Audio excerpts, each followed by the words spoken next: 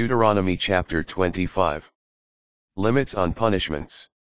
When there is a dispute and the parties draw near for judgment, and a decision is given, declaring one party in the right and the other in the wrong.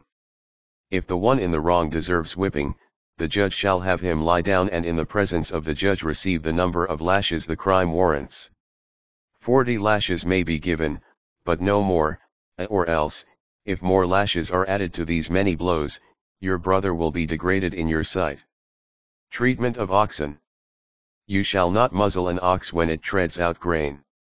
Levirate marriage. See, when brothers live together and one of them dies without a son, the widow of the deceased shall not marry anyone outside the family, but her husband's brother shall come to her, marrying her and performing the duty of a brother-in-law. The firstborn son she bears shall continue the name of the deceased brother, that his name may not be blotted out from Israel. But if a man does not want to marry his brother's wife, she shall go up to the elders at the gate and say, "My brother-in-law refuses to perpetuate his brother's name in Israel and does not intend to perform his duty toward me." Thereupon the elders of his city shall summon him and speak to him. If he persists in saying, "I do not want to marry her," his sister-in-law, in the presence of the elders, shall go up to him and strip his sandal from his foot and spit in his face, declaring, "This is how one should be treated who will not build up his brother's family."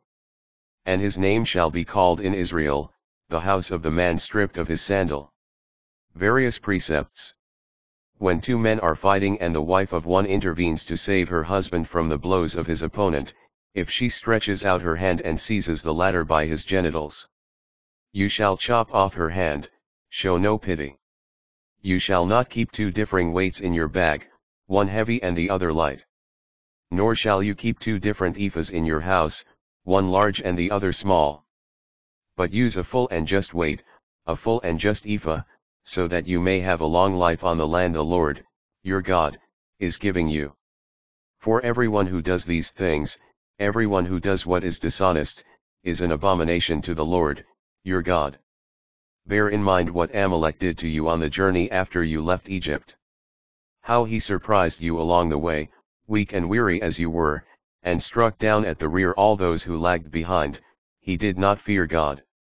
Therefore, when the Lord, your God, gives you rest from all your enemies round about in the land which the Lord, your God, is giving you to possess as a heritage, you shall blot out the memory of Amalek from under the heavens. Do not forget.